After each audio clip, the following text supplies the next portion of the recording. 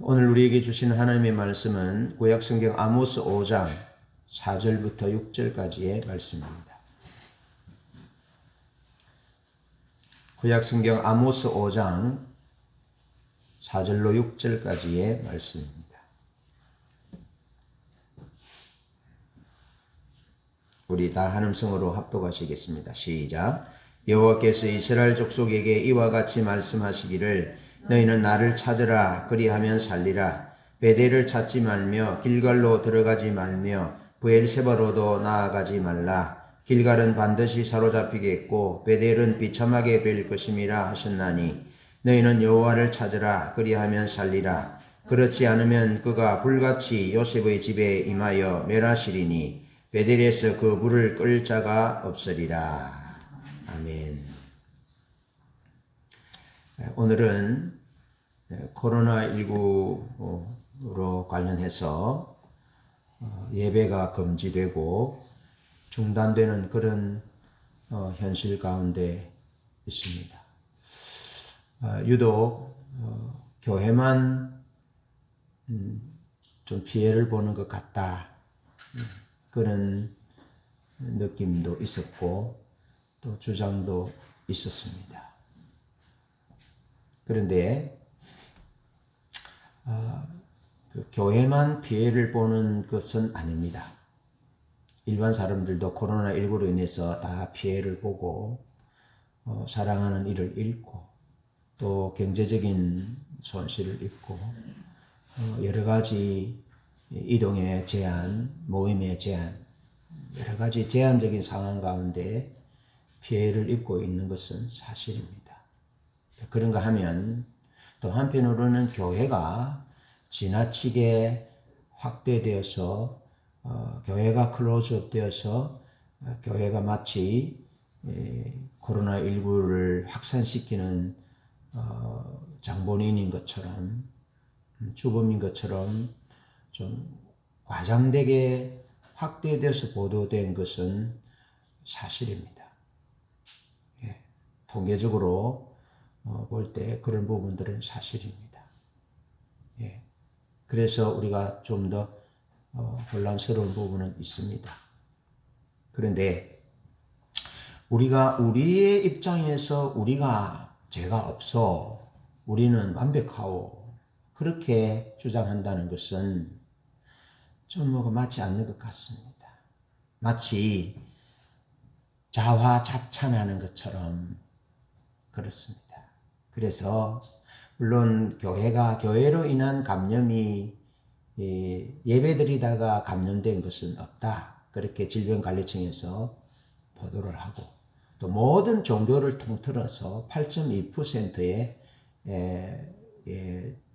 발병돼서 전파하는 그런 부분들이 통계가 있었습니다. 그런데 지나치게 33%니 뭐 이렇게 좀 팩트와 사실과 좀 거리가 있는 그런 보도들로 인해서 국민들의 인식이 사실 40% 이상 인식되는 교회로 인해서 코로나가 확산된다는 그런 인식들이 가지게 된 것에 대해서 안타까운 마음, 아픈 마음은 사실 있습니다. 그렇지만 우리는 우리 스스로를 돌아보아야 되겠다라는 생각이고 코로나19 사태에서 예배를 드리느냐 예배를 드리지 않느냐 이런 논란들이 지금까지 계속되어 왔고 앞으로도 이런 논란들이 계속될 것입니다.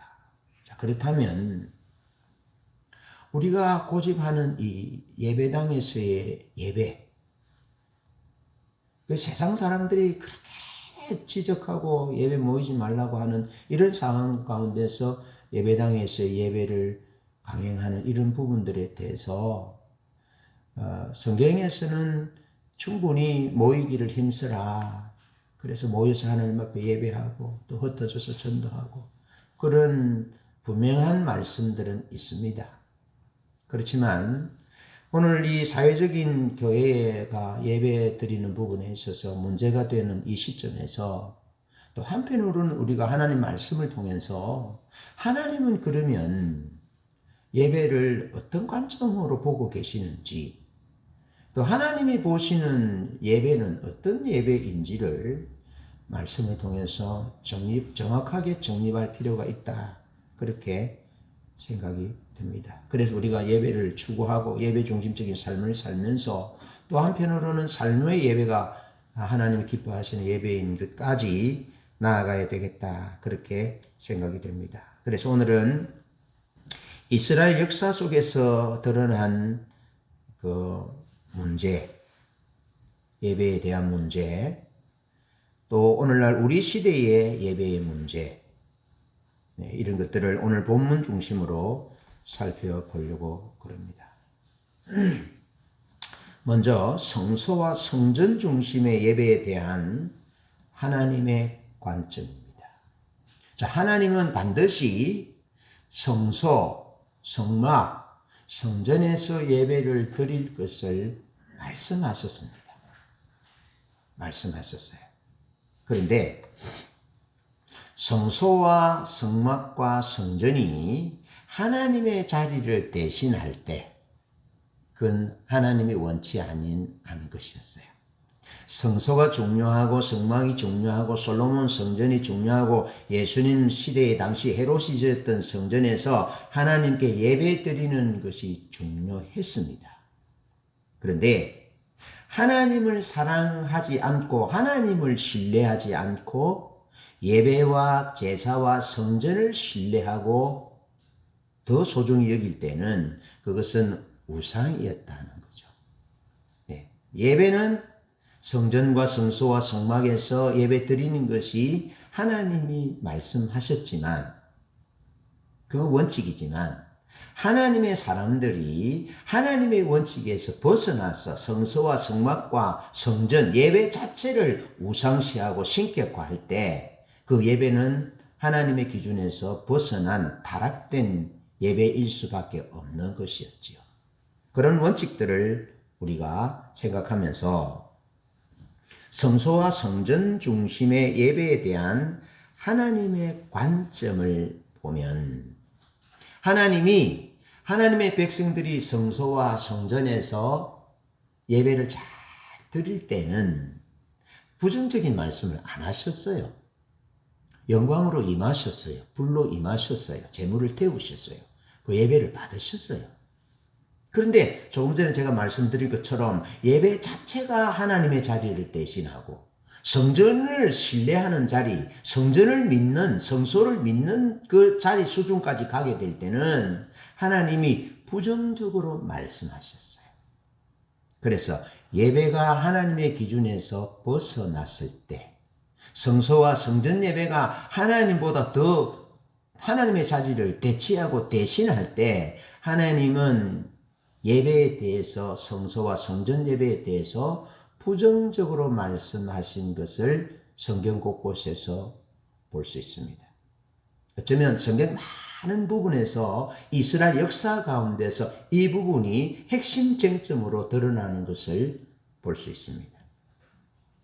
자, 하나님이 부정적인 관점으로 말씀하시는 부분 첫 번째로 보면 사무엘상 15장 22절에 보면 초대 이스라엘 왕 사울이 아말렉과의 전쟁 가운데서 하나님이 아말렉을 진멸하라 하잖아요. 아말렉을 진멸하라. 아말렉을 진멸하는 이유는 이스라엘 백성들이 노중에서 애굽에서 나와서 가나안 땅으로 가는 노중에서 막 지쳐 있을 때 그 연약한 노인들, 약자들을 뒤에서 죽이고 침략했거든요. 그래서 하나님이 아말렉을 진멸하라 말씀하신 것이에요. 그런데 사울이 하나님의 명령을 거역하고 살찌고 좋은 짐승들을 살려오잖아요. 아말렉 왕 아각 왕도 살려왔고, 그러면서 지적하는 사무엘 선지자 앞에 사울 왕이 하는 말이 내가 이 좋은 것으로 하나님께 제사 드리기 위해서 살려왔습니다. 라고 대답합니다. 그때 사무엘이 이렇게 말씀합니다. 순종이 제사보다 낫다. 그리고 하나님의 말씀을 듣는 것이 수영의 기름보다 낫다. 거역하는 것은 사신 우상에게 절하는 것과 같다. 그렇게 말씀하신 거예요. 그러니까 제사 드리는 그 제사 자체는 하나님 앞에 소중한 것이지만 하나님의 말씀을 무시하고 자기 목적을 위해서 제사 드리는 것에 대해서는 하나님이 부정적인 관점을 갖고 계신다는 거죠. 그래서 듣는 것이, 하나님의 말씀을 듣는 것이, 순종하는 것이 제사보다 수양의 기름보다 낫다. 하나님의 말씀을 거역하는 것은 우상숭배하는 것과 같다. 그렇게 하나님께서 말씀하셨어요. 그러면서 호세아 6장 6절에 보면 나는 인애를 원하고 제사를 원치 아니하며 번제보다 하나님을 아는 것을 원하노라. 사람을 사랑하고 하나님을 사랑하고 사람을 불쌍히 여기는 것이 하나님을 사랑하는 마음도 없고 사람을 불쌍히 여기지도 못하는 그런 매몰찬 날카로운 마음과 인정미가 없는 그런 마음으로 사람을 대하는 것보다, 제사 드리는 것보다 나는 하나님을 알고 사랑하며 사람을 불쌍히 여기는 것을 나는 더 원한다 라고 말하면서 하나님의 마음, 하나님의 기준과 하나님의 뜻에서 벗어난 예배의 행위에 대해서는 주님이 부정적인 시각을, 관점을 갖고 계심을 볼 수 있습니다. 자, 그런가 하면 아모스 5장 5절 말씀을 보면 베델을 찾지 말며 길갈로 들어가지 말며 브엘세바로도 나가지 말라. 길갈은 반드시 사로잡히겠고 베델은 비참하게 될 것임이라. 그렇게 말씀하셨습니다. 하나님이 이스라엘 백성들의 예배를 거부하고 계심을 볼 수 있습니다.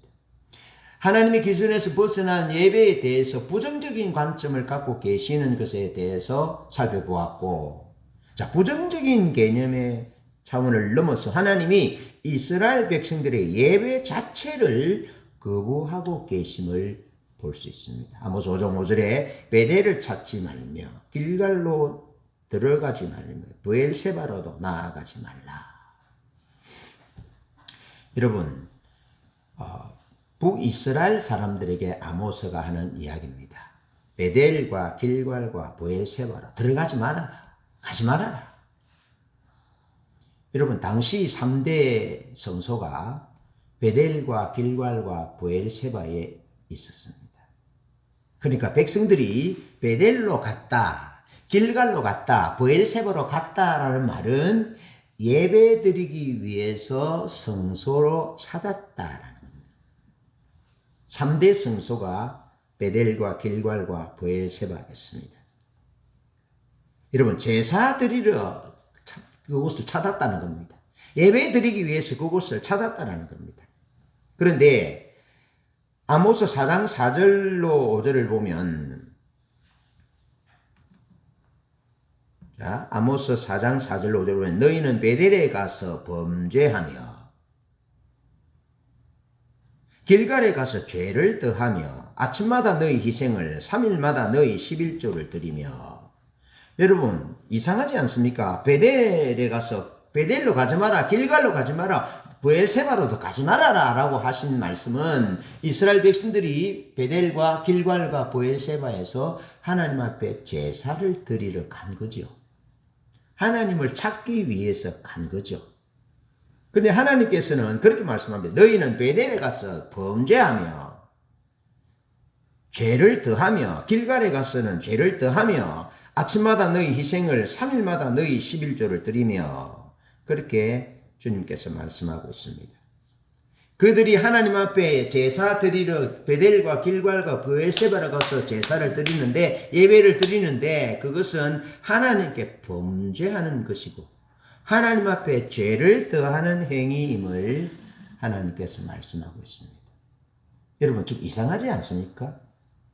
예배를 드리러 가는데 이스라엘의 3대 성소 베델과 길갈과 브엘세바에 찾아가서 하나님 앞에 제사를 드리고 하나님을 구하고 하나님께 영광 돌리고 찬양과 경배를 드리고 안식일마다 월삭에 가서 하나님 앞에 예배를 드리는데 왜 그것이 하나님 앞에 범죄하는 일이고 죄를 다하는 일입니까? 그러니까 그렇게 제사를 드리면 드릴수록 하나님 앞에 죄를 짓는 것이고 죄를 더하는 것이고 범죄하는 것이라고 말씀하고 있는 것입니다. 왜 그럴까요? 그 힌트를 아모스 2장 6절로 8절에서 볼 수 있는데요. 여호와께서 가라사대 이스라엘의 서너 가지 죄로 인하여 내가 그 벌을 돌이키지 아니하리니 이는 저희가 은을 받고 의인을 팔며 신 한 클레를 받고 궁핍한 자를 팔며 가난한 자의 머리에 있는 티끌을 탐내며 겸손한 자의 길을 굽게 하며 아버지와 아들이 한 젊은 여인에게 다녀서 나의 거룩한 이름을 더럽히며 모든 단 옆에서 전당 잡은 옷 위에 누우며 저희 신의 전에서 불금으로 얻은 포도주를 마십니다. 자, 이스라엘 백성들의 삶의 모습을 보여주고 있습니다. 그런가 하면 아모스 4장 1절로 2절에서 이렇게 기록합니다. 사마리아 산에 거하는 바산 암소들아. 바산 암소들은 고집이 센 이스라엘 백성을 말합니다. 바산은 바산 골란 그 위에를 말하거든요. 북이스라엘을 의미하거든요. 그래서 고집센 사마리아 이스라엘 백성들을 지칭할 때 사마리아 산에 거하는 바산의 암소들아 그렇게 말합니다. 하나님 말씀을 듣지 않는다는 거죠. 고집 피운다는 거죠. 마음과 목이 곧다라는 거죠. 너희는 가난한 자를 학대하며 반복해서 나옵니다. 궁핍한 자를 압제하며 가장에 이르기를 술을 가져다가 우리로 마시게 하라 하는도다. 주 여호와께서 자기의 거룩함을 가리켜 맹세하시되 내가 너희에게 임할지라 사람이 갈고리로 너희를 끌어가며 낚시로 너희의 남은 자들을 그리하리라. 그러면서 아모스 8장 4절로 6절에서 또 말씀합니다. 궁핍한 자를 삼키며 땅에 가난한 자를 망하게 하려는 자들아 이 말을 들으라. 너희가 이르기를 월삭이 언제나 지나서 우리로 곡식을 팔게 하며 안식일이 언제나 지나서 우리로 밀을 내게 할고 에바를 작게 하며 세계를 크게 하며 거짓 저울로 속이며 은으로 가난한 자를 사며 신 한 클레로 궁핍한 자를 사며 잼미를 팔자 하는도다.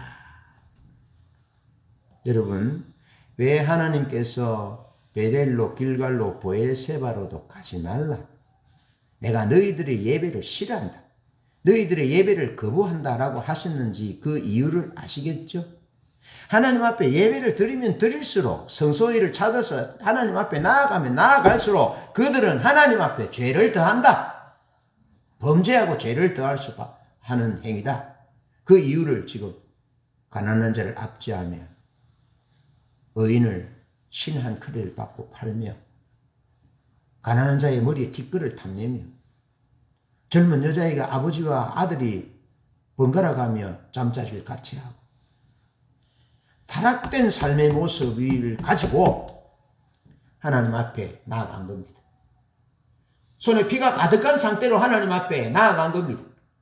백성들이 가난한 자의 원망과 가난한 자의 피를 옷 입고 하나님 앞에 나아가서 복 주십시오 라고 성소를 찾아 예배 드렸던 것입니다.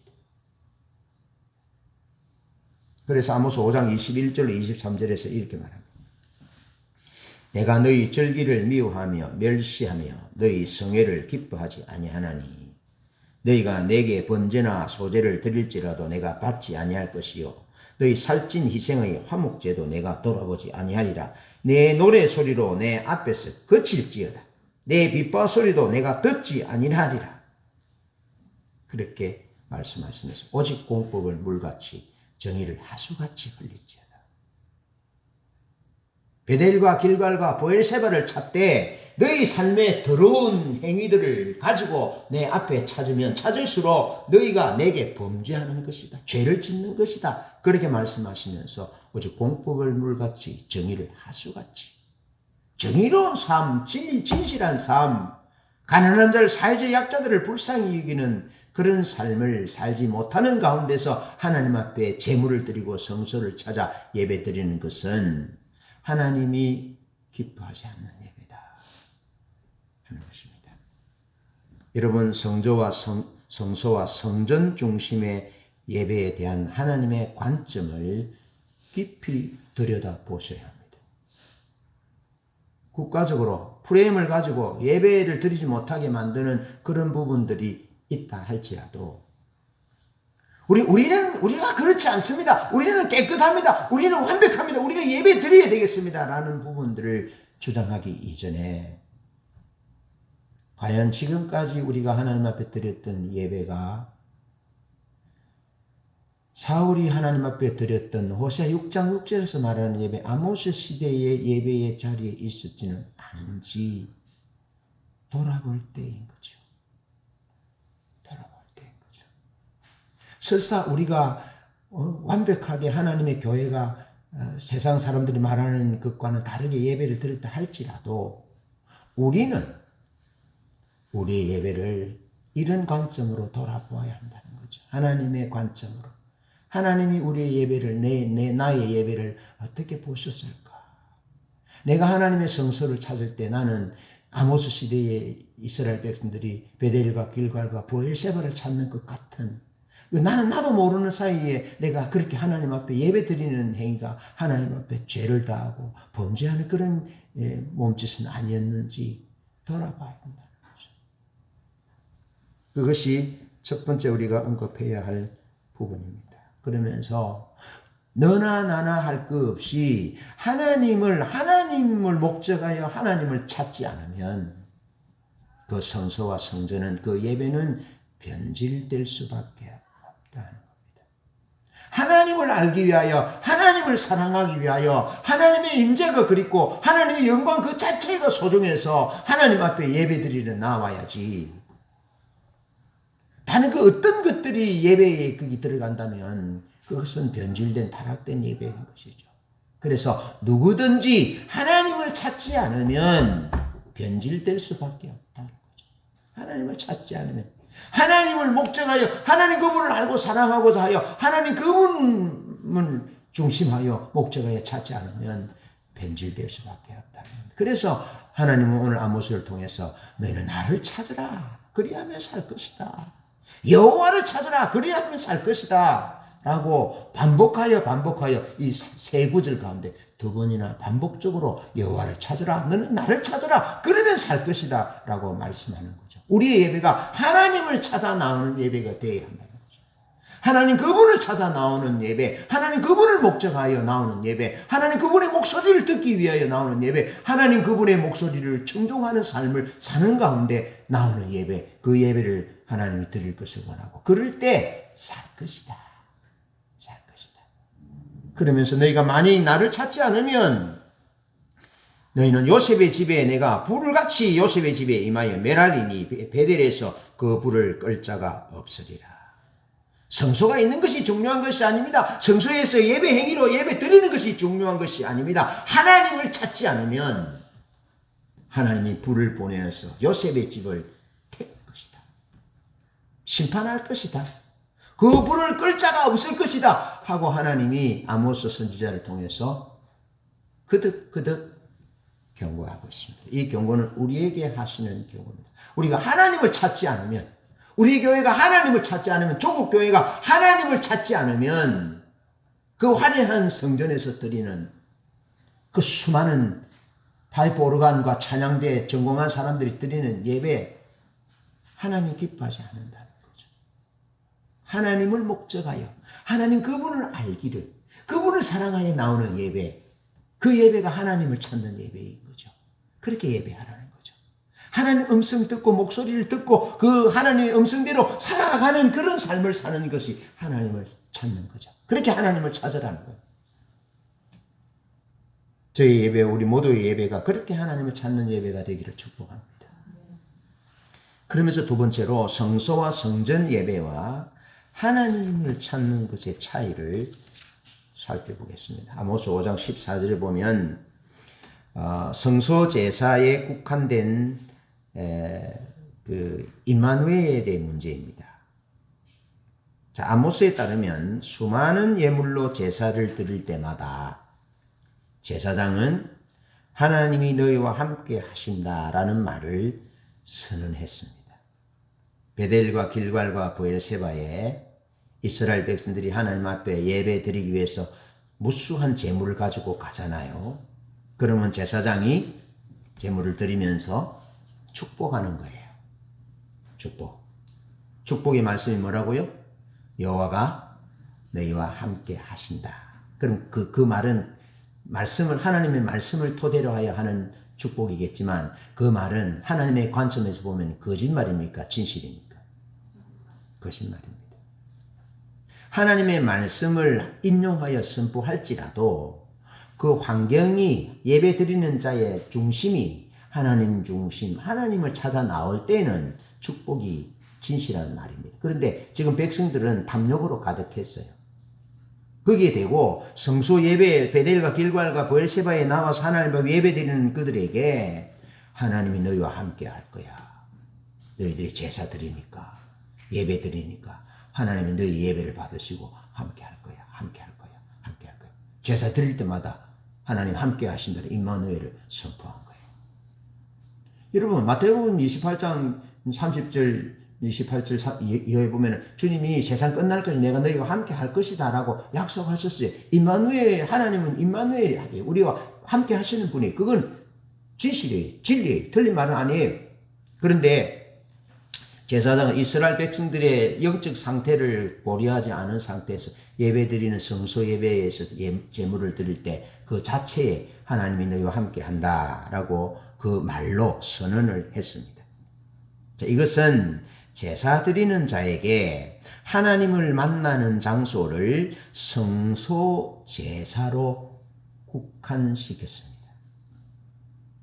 하나님은 땅은 내 발등상이고 예? 하늘과 하나님 솔로몬 성전에 하나님을 두실 수 없다 그랬습니다. 하나님은 어떤 집에 갇히는 분이 아닙니다. 아시겠죠? 하나님은 삼라만상의 하나님이라고 야훼 츠바옷이라고 성경에서 쭉 나오고 있습니다. 하나님은 어떤 집에 국한되는 분이 아니에요. 솔로몬도 그렇게 했어요. 다윗도 그렇게 알았어요. 하나님은 어떻게 내가 지은 이 집에 거할 수 있겠습니까? 광대하신 하나님이에요. 우주보다 크신 하나님이신데. 그런데 제사장은 제사 드리는 자에게 하나님을 만나는 장소를 성소 제사로 국한시켰습니다. 그들의 믿음에 따르면 제사에서만 하나님을 만날 수 있고 제사만이 그들의 안전과 번영을 보장해 준다라고 믿었습니다. 자, 그 결과 그들은 성소 밖의 일상생활에서는 하나님을 찾을 필요가 없었습니다. 여러분, 우리에게 주는 메시지입니다. 성소 밖에서 하나님을 찾을 필요가 없었고 또 하나님을 찾지도 않았습니다. 물론 하나님은 성전 중심으로 하나님을 예배 드릴 때 하나님을 만나 주신다 한 것은 맞습니다. 성전에서 하나님이 만나 주시고 말씀하시고 지도하는 것은 맞습니다. 그런데 여기에서 하나 놓치는 것이 뭐냐 하면 성전, 성소, 예배 그것만 강조하다 보니까 삶의 예배, 윤리가 실종된 삶 그런 결과를 낳고 말았습니다. 삶이 없는 종교로 전락되어 버린 것입니다. 여러분, 이스라엘 사회가 타락한 것은 영적 리더의 책임이 있습니다. 종교의 책임이 있습니다.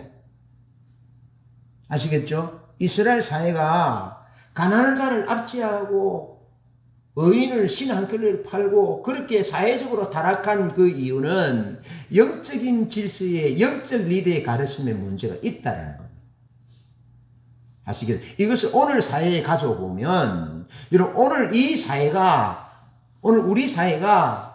여러 가지 문제들이 내포하고 있잖아요.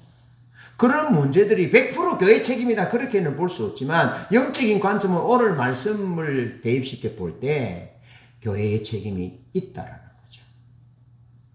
영적 지도자들의 책임이 1차라는 목회자들이 선교사들의 책임이 1차라는 겁니다. 교회 중심의 말씀 목회 지도하는 것은 중요한 것입니다. 하나님의 교회를 중심으로 모여서 예배하는 것은 중요한 가치입니다. 예배 드릴 때 하나님을 만나는 것은 사실입니다.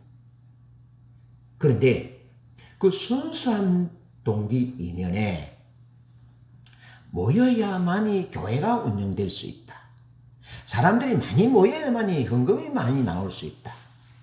사람들이 많이 모여야 헌금이 많이 나오고 큰 교회를 지을 수 있고, 교회를 크게 짓고 교회가 커지면 상대적으로 목회자의 위상이 높이 올라간다는 이런 보이지 않는 숨은 그 욕망, 담요, 그런 것들이 목회자의 마음 가운데 있었다면, 그래서 그 목회자의 마음 가운데 있는 이 탐욕과 어두운 부분들이 그렇게 백성들에게, 성도들에게 가르쳤다면, 성도들의 삶은 그렇게 가르치는, 그런 의도를 가지고 가르치는 목회자의 아래에 있는 성도들은 윤리가 실종될 수밖에 없겠죠.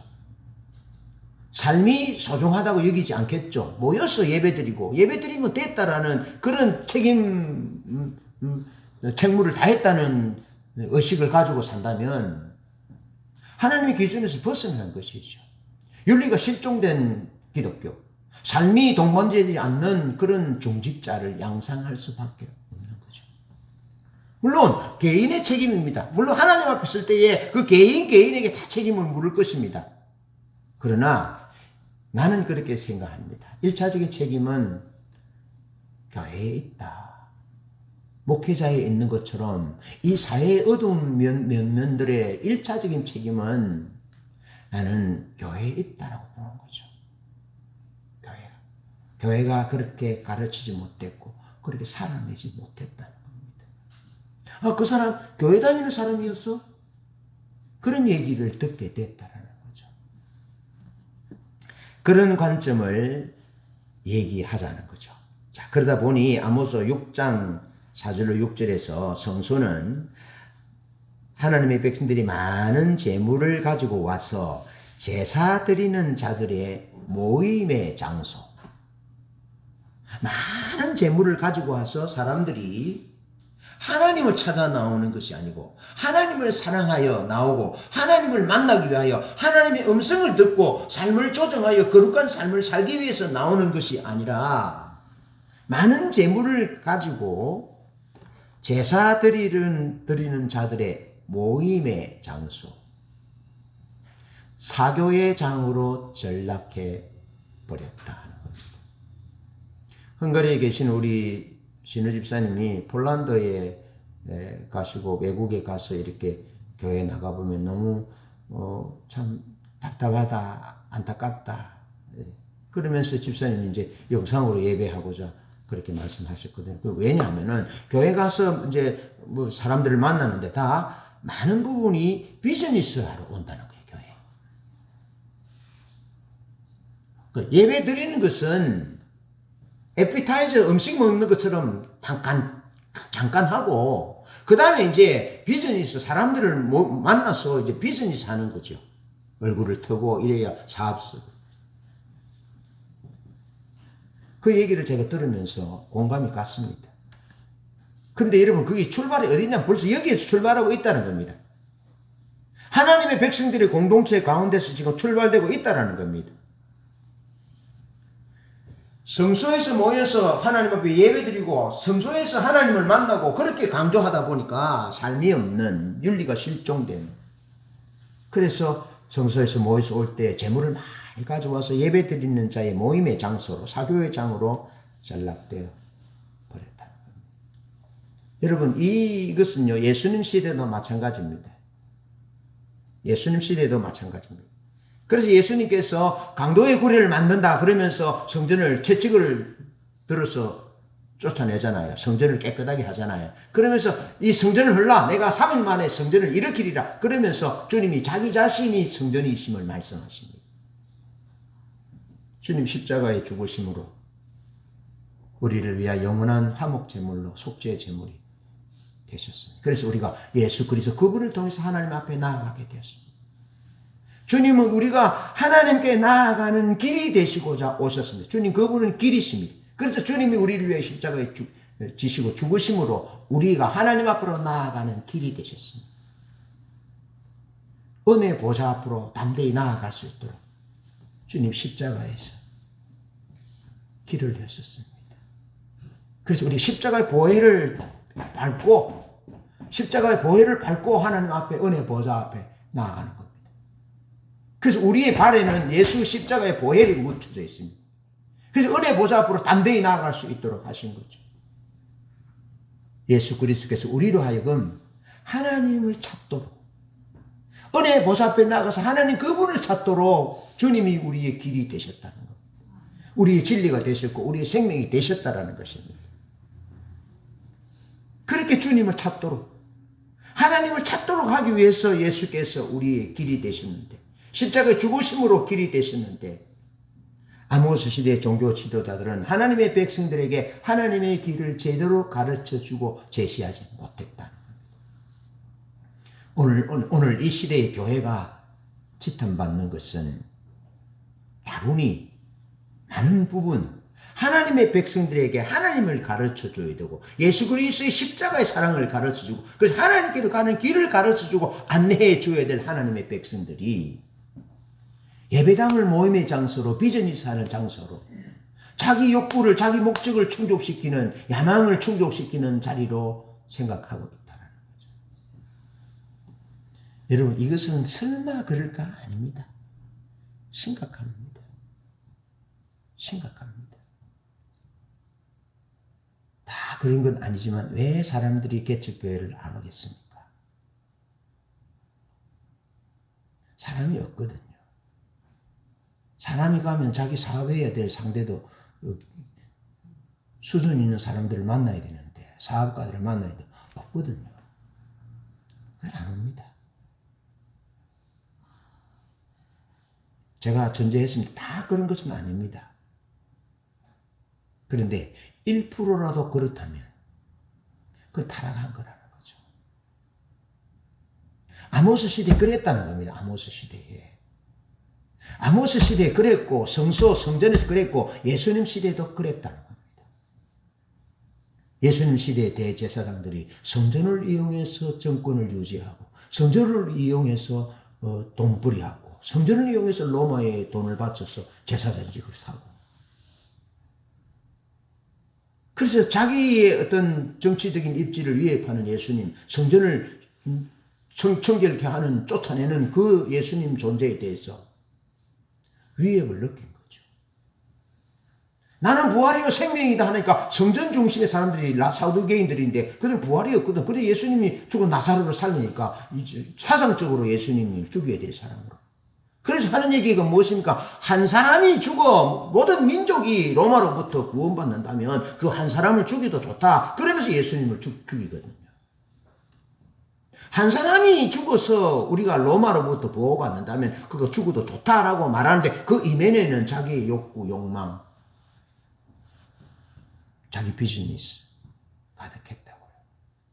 제사장이 하나님의 백성들이 하나님 앞에 나와서 하나님 찾도록 지도하고 하나님의 백성들이 하나님의 음성을 듣고 하나님의 얼굴을 구하여 나오도록 지도해야 될 제사장들이 아모스 시대도 그랬고 예수님 시대도 그랬고 오늘 우리 시대의 목회자가 제사장은 아니지만 그렇게 백성들을 지도한 부분들이 많았다는 겁니다. 그래서 예배 드릴 수 없도록 되니까 이제 대인 교회들이 이제 교회를 개창한다는 거죠. 그런 결정들에 대해서 존중합니다.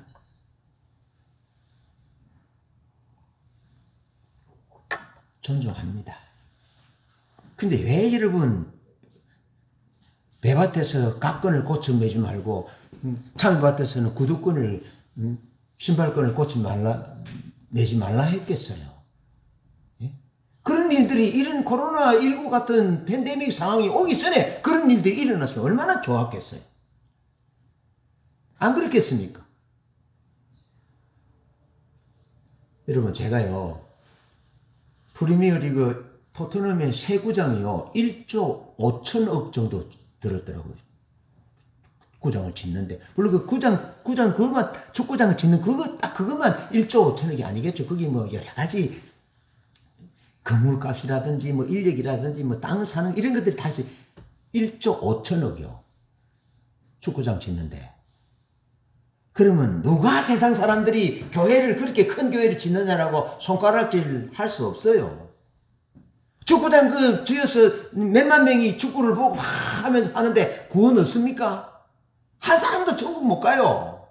그런데 교회에서 수백억을 지어서 예배당을 지었다면 손가락질 하거든요. 그런데 그렇게 비교해 보면 교회가 뭐 화려하게 짓는다고 세상 사람들이 손가락질 하는 것에 대해서 손가락질 할 수 없다라고 말할 수 있겠지만, 우리는 또 한편으로 그 축구장과 비교해 보면은 뭐 수백억을 뭐 들여서 뭐 수천억을 들여서 교회를 짓는다, 그럴 수 있죠. 유럽 상황 가운데 대성당을 짓는 이런 것들 보면. 그런데 오늘 우리는 대형교회들이 이제 이 시점에서 자숙하면서 교회를 개척해주자, 뭐 수많은 교회로 나눠주자라는 부분들이 아쉽다는 거죠. 예. 그런 것들을 그냥 한 목회자가 목회할 수 있는 상황 가운데 욕망과 야망을 부리고 목회하고 또 개척해서 또 교회를 세워주고 또 개척해서 교회를 세워주고, 그렇게 하면 헛된 야망과 욕망으로 목회자들이 얼룩지지 않았을 거지 않아요. 그러면 이 사회를 정화하는 일에 교회 본연의 일들을 감당할 수 있었지 않겠냐라는 거죠. 그런 부분들이 지금 아모스를 통해서 우리에게 지적하고 있는 거잖아요. 교회는 많이 모이는 교회가 좋은 교회가 아닙니다. 건물이 큰 교회, 재정이 많은 교회가 좋은 교회가 아닙니다. 좋은 교회는 주님이 주인이신 교회, 주님이 머리이신 교회, 주님을 찾는 교회, 주님을 목적하는 교회, 주님의 음성을 듣고 주의 음성에 순종하는 교회, 그 교회가 좋은 교회죠. 거룩한 교회죠. 강한 교회죠. 그런데 세상 가치의 교회가 함몰이 되어서 많이 모이면, 건물이 좋으면, 재정이 튼튼하면 좋은 교회로 생각한다는 거죠. 그렇지 않습니다. 그런데 이 부분의 책임이 아모스서에는 제사장들에게 있었다. 그리고 백성들에게도 있었다. 예수님 시대에도 대제사장들의 책임이 있었고, 백성들에게도, 영적 지도자들과 백성들에게도 있었고, 오늘 우리 시대에도 목회자들에게도 책임이 있고 성도들에게도 책임이 있다. 그러면서 성소와 성전 예배에 대한 부분들을 보는 거죠. 예수님은 그렇게 하지 않으셨다. 예수님은 하나님을 찾는 길이 되신 거죠. 자기 죽음으로써 우리가 하나님 앞에 나아가서 은혜의 보좌 앞에 담대히 나갈 수 있는 길이 되시고, 그분이 진리이시고 그분이 생명이신 거죠. 그래서 주님은 그 일을 위해 죽으셨고, 그를 따르는 제자들과 그의 교회를 향하여 우리로 하여금 너희도 하나님을 찾는 교회가 되어야 되고, 세상 사람들을 하여금 하나님을 찾는 교회가 되도록 진리를 선포하는 교회가 되어야, 생명의 교회가 되어야 된다는 것을 예수님이 죽으심으로 보여주신 거죠. 부활하심으로, 성천하심으로 우리에게 보여주신 거죠. 제가 좀 전에 말씀드렸습니다. 예배당에 모여서 예배 드리는 것은 원칙이다.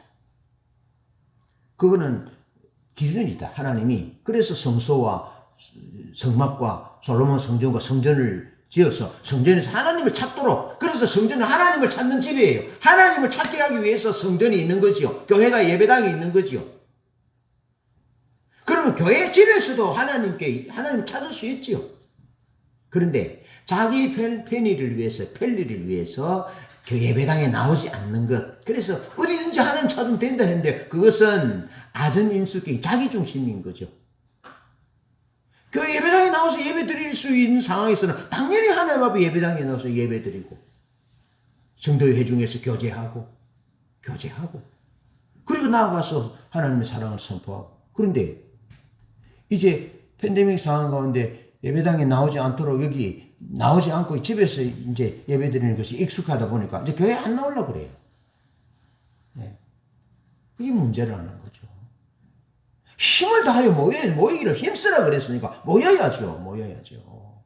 그런데 모일 때 이것이 예배 드리는 자의 모임의 장소로, 사교의 장으로 전락되는 것이 문제지, 모이는 것은 하나님이 원하시는 거예요.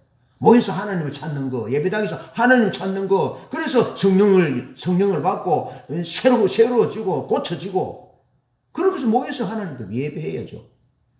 상황이 팬데믹 상황이다 보니 지금 우리가 모이지 못하는 부분들에 대해서는 우리 삶의 예배를 얘기하는 거죠.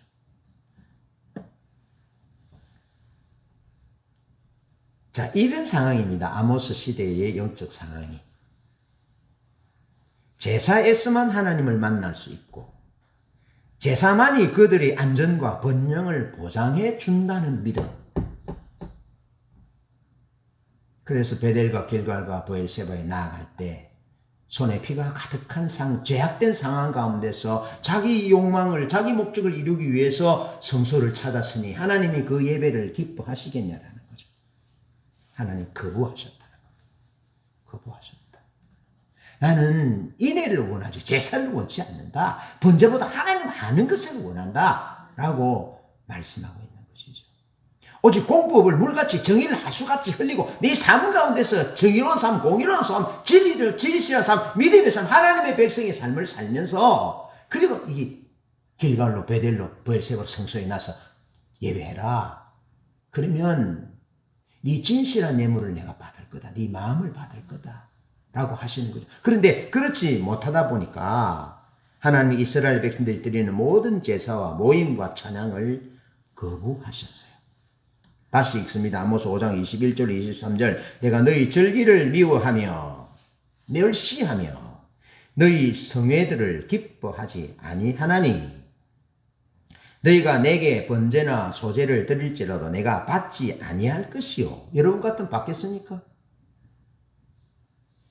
여러분 같으면 받겠어요? 여러분 집에 자녀가 2명 있는데 한 자녀가 큰 자녀가 동생을 맨날 때려요. 동생이 월급 받아오면 다 뺐어요. 그리고는 그거 뺏어가지고 어머니 아버지 용돈 드리면 편안하게 받겠어요? 이미 자식아 네 동생 좀 잘 돌봐라 그래 안 하겠어요? 네?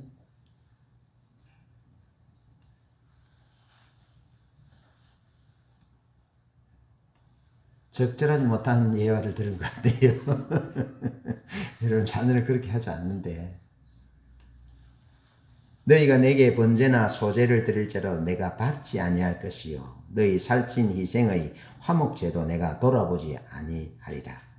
너의 노래 소리를 내 앞에서 그칠지어다. 내 비파 소리도 내가 듣지 아니하리라. 오직 공법을 물같이 정의를 하수같이 흘릴지어다. 하나님이 거부하세요.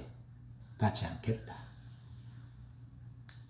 그러면서 여러분 이 아모스보다 한 세대 늦게 사역한 사람은 이사야거든요. 아모스, 미가, 아모스, 호세아, 또 미가, 이사야 이 네 사람은 같은 시대에 활동했던 예언자다 그렇게 봐요. 그런데 같은 시대이지만 아모스가 먼저 예언합니다. 북이스라엘에 아모스가 먼저 예언하고 한 세대 뒤에 이사야가 이제 예언하거든요. 그래 한 세대 뒤에 이사야의 예언을 통해서 보면 이사야서 1장 11절로 15절에 보면 이스라엘 백성들이 유다 백성이죠. 지금 이는 북이스라엘이고 이사야서는 이제 남유다 백성인 거죠. 무수한 제물을 드리고 살찐 짐승의 기름 어린 양이나 순념소의 피를 드렸어요. 그런데 하나님이 그 기뻐하지 않는다 라고 말씀하세요. 기뻐하지 않는다. 무수한 재물을 기뻐하지 않는데 기뻐하지 않는 것은 너희가 내게 보이려 온다. 그래서 마당만 밟을 뿐이다. 그러면서 성애와 아울러 악을 행하는 것을 견디지 못하겠노라.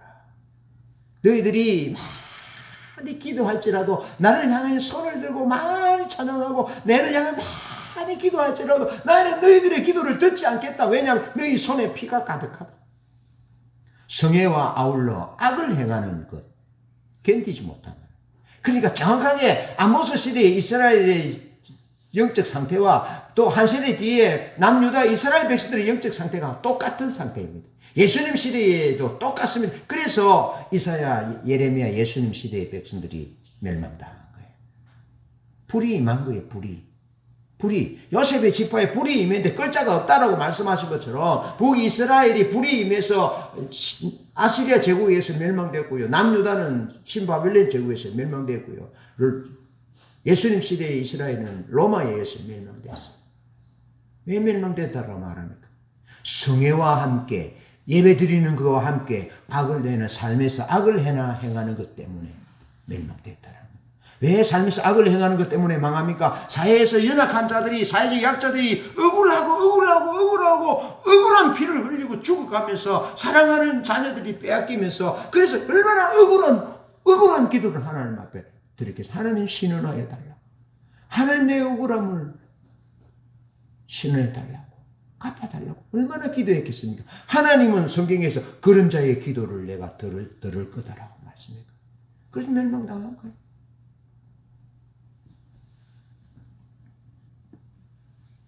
예레미야에서도 마찬가지입니다. 예레미야 6장 20절에 보면 시바에서 유향을, 원방에서 향품을 하나님 앞에 값지다는 것을 드렸다니까요.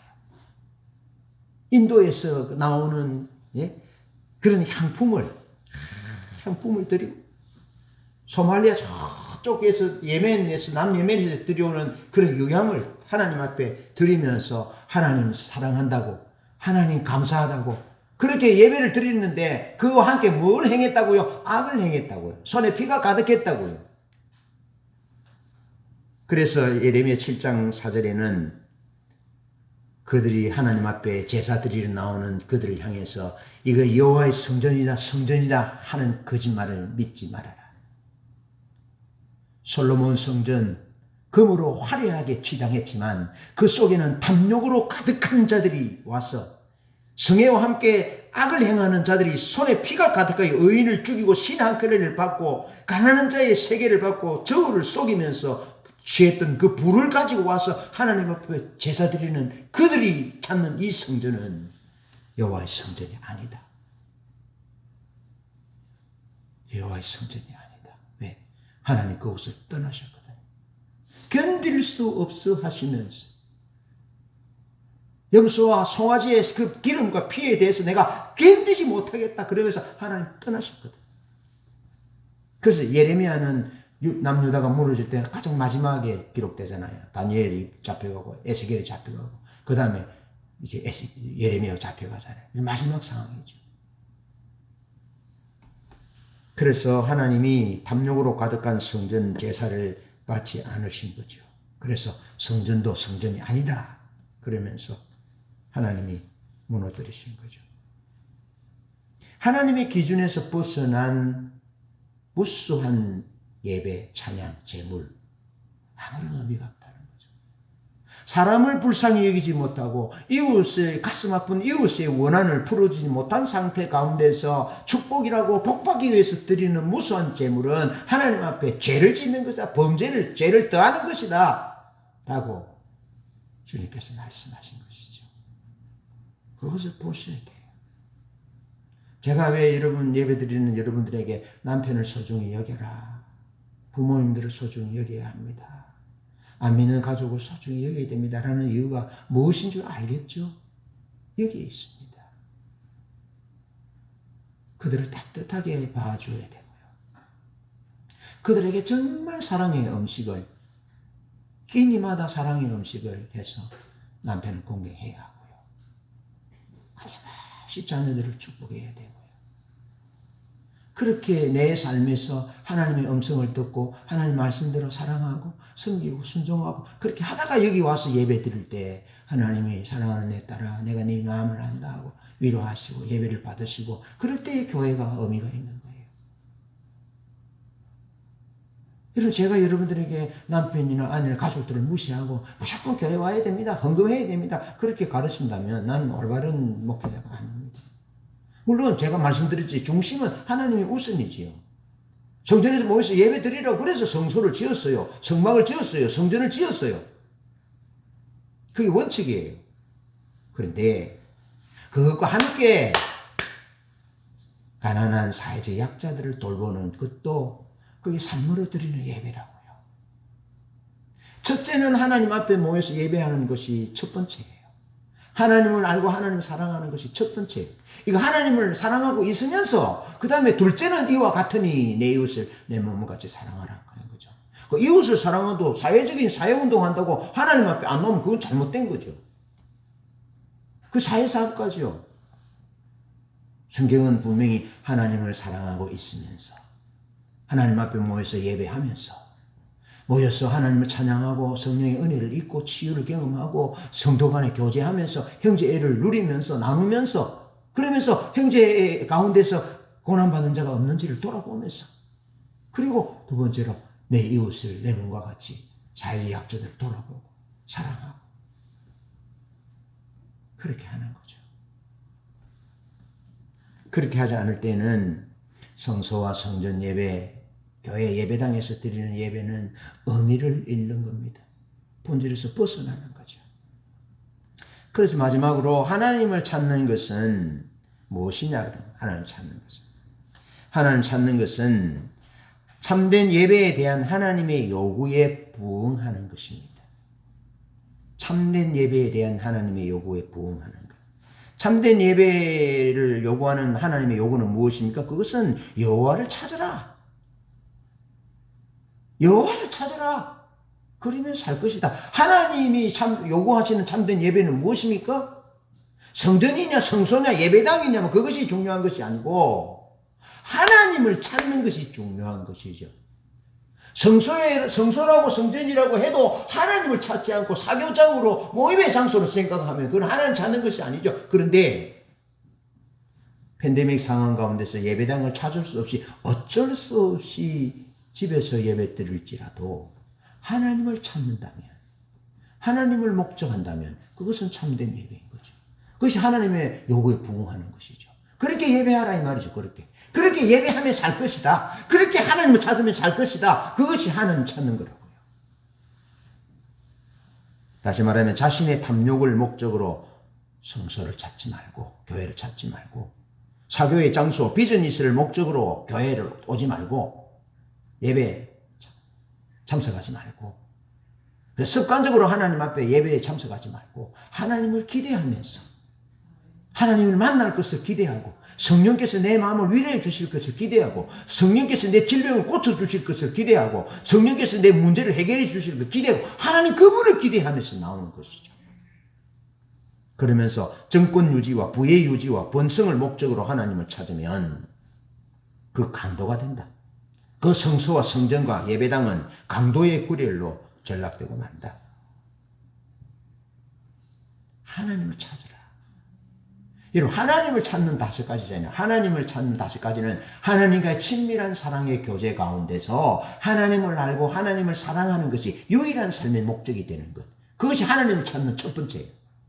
하나님과의 친밀한 사랑의 교제 가운데서 하나님 그분을 알고 하나님 그분을 사랑하는 것이 내 삶의 유일한 목적이 되는 것. 그리고 두 번째로는 그 목적을 위해서 하나님의 임재를 구하고 그 목적을 위해서 하나님의 영광을 구하는 겁니다. 하나님 임재 자체, 하나님 영광 자체를 구하면 뭐 하려고요? 하나님 임재를 하나님 영광을 구하고 뭐 하려고요? 그것은 하나님의 임재와 하나님의 영광은 그 자체가 목적이 아니라 하나님을 친밀한 교제를 누리고 하나님을 알고 하나님을 더 사랑하기 위해서 하나님의 임재를 구하고 하나님의 영광을 보면 하나님을 사랑할 수밖에 없거든요. 그래서 하나님 임재와 영광을 구하는 것입니다.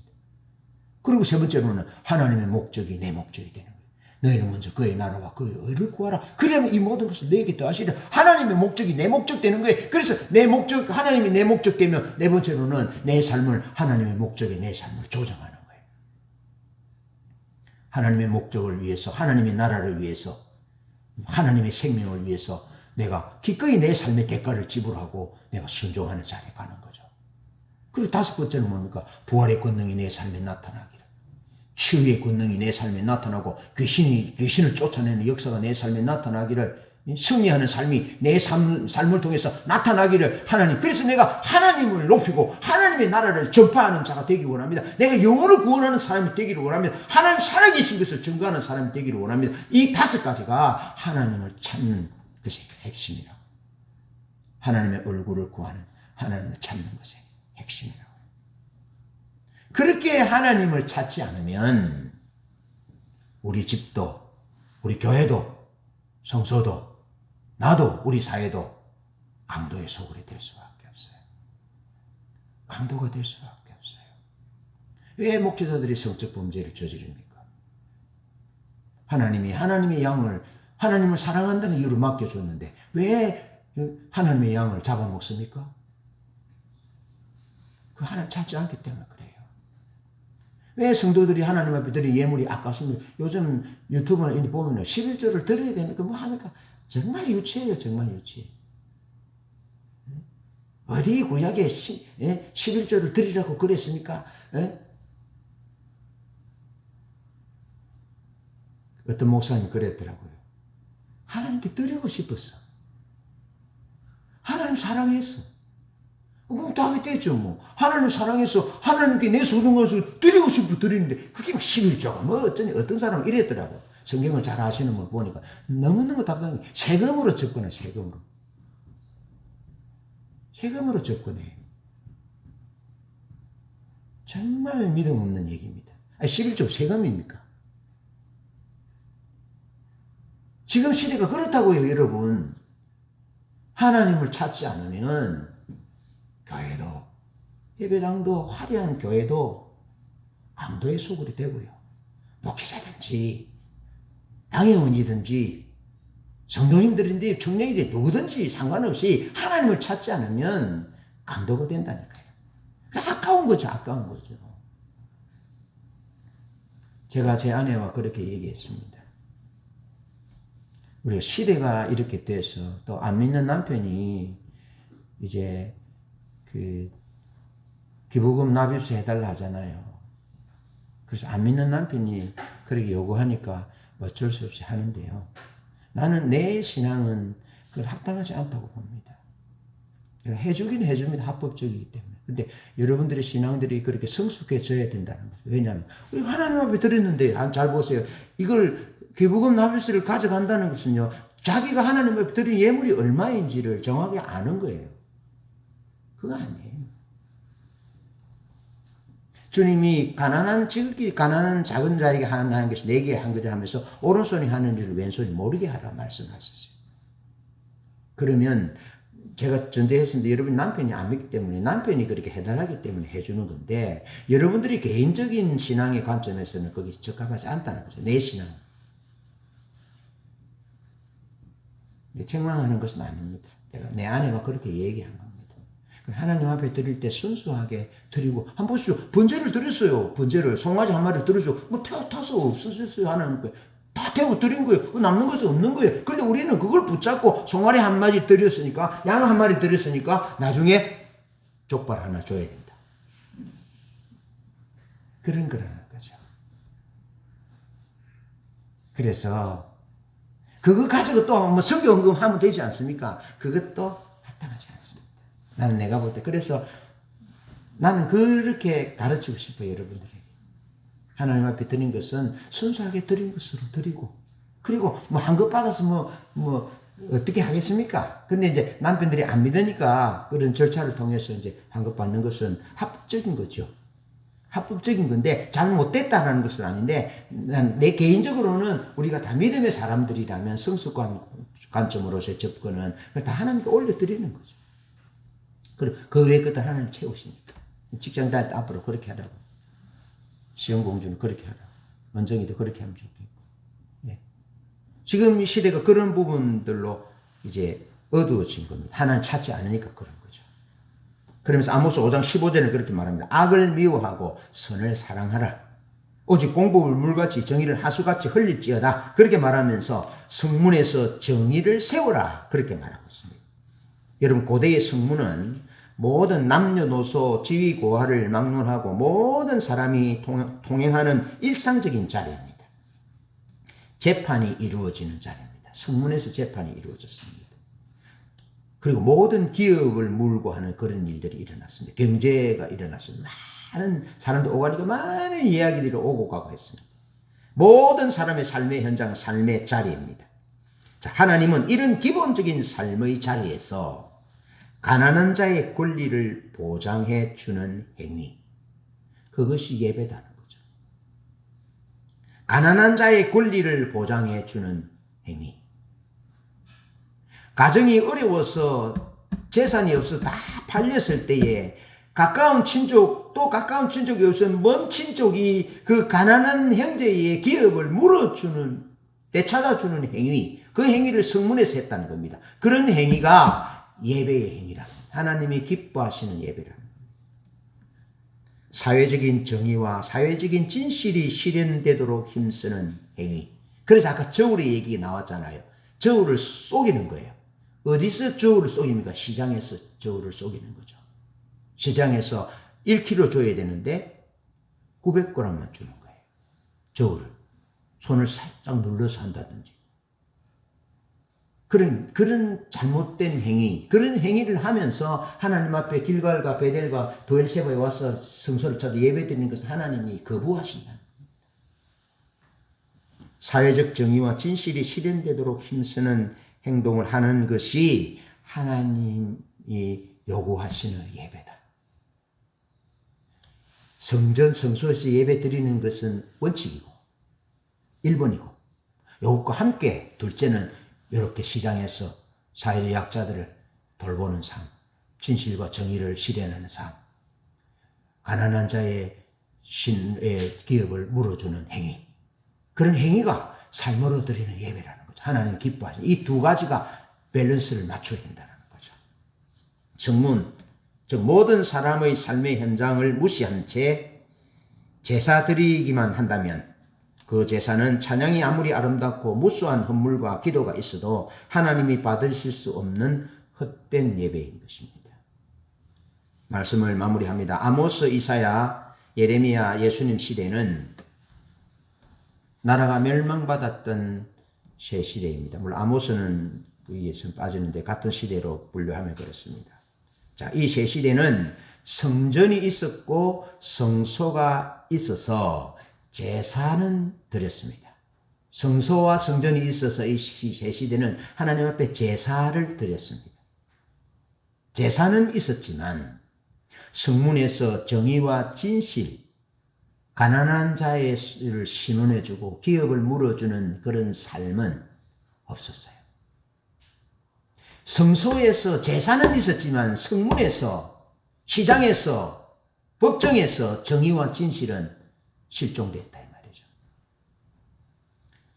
이 새 시대는 율법을 연구하고 가르치며 하나님의 말씀을 배우고 구원과 영생에 대한 관심을 가지고 있는 사람은 많았지만 성문에서 억울하게 고통받고 신음하는 사회적 약자를 이웃으로 사랑하는 사람은 적었습니다.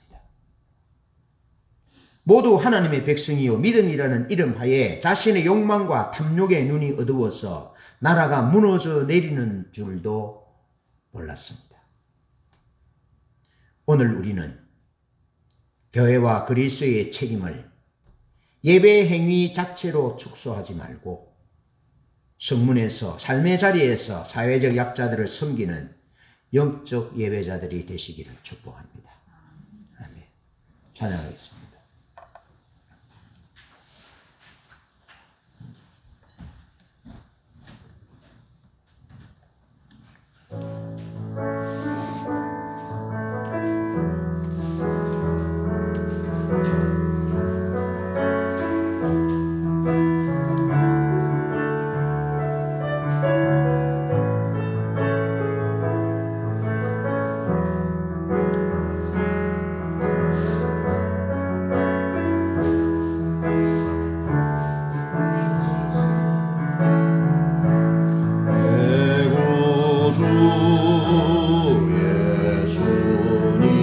주 같은 분 없어요.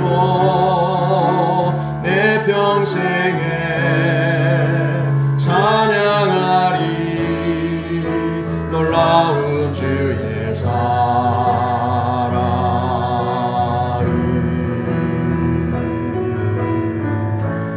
비록